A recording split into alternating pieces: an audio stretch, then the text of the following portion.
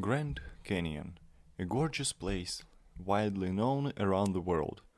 Beautiful, stunning. Lots of people around the world want to come to see that. But what if I tell you that on the other side of the globe something similar exists and it's conveniently placed just outside the city and you can take even public transport to get there? Welcome to Krasnoyarsk, the Pillars National Park. So, this is naturally formed place on the territory of almost 500 square kilometers, 880 to be precise.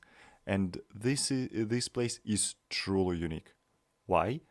Let's start with the pillars. Naturally formed after several volcanic eruptions in an ancient times, and after that, centuries of polishing by wind, snow, and rain. Besides the mountains itself, there is an infrastructure inside. There are 67 kilometers of hanging wooden roads, and you must only use them. Why, you ask? Oh, it's simple. It's to prevent damaging ecosystem of the trees, its roots, for example. If some trees and bushes are damaged, some rare birds and rare trees that took this place as their habitat might suffer. And on top of that, it's always better to use actual roads, don't you think?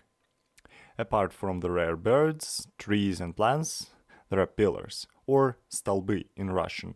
Basically, when the park was just an uninhabited place, just forest to put it simply, some people started going to this location just to hike or climb the actual pillars. This all started back in 18th century, and as the time passed, area became widely known by not only the locals but for the whole Russia. People from another cities started to gather there, and in 19th century something called the Pillars Hikers Society, or Stolbisty in Russian, was formed.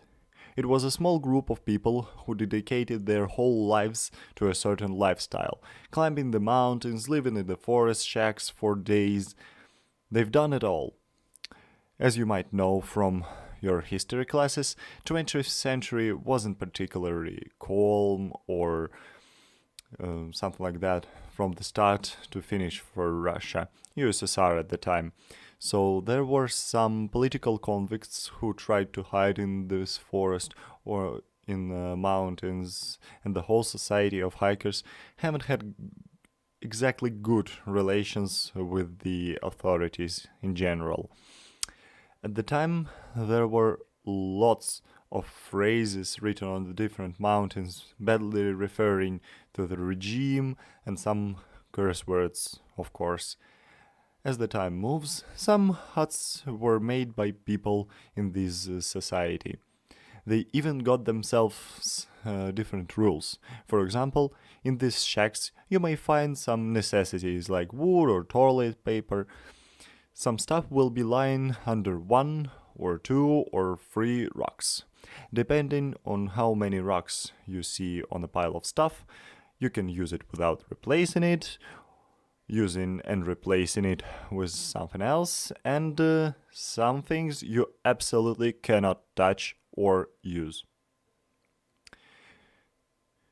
During the 20th century, many rock climbers came to hike or climb on top of the pillars, but not all of them succeeded or even made it out alive. This is how a graveyard was born in this place. Nowadays, it is quite wide and well kept by the national park staff. The mountains took many hikers and never returned them back. The Pillars Park, as you can see, is a piece with tons of history in itself.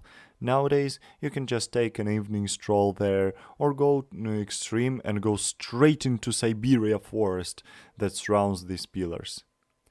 This is all for today. Thank you for watching.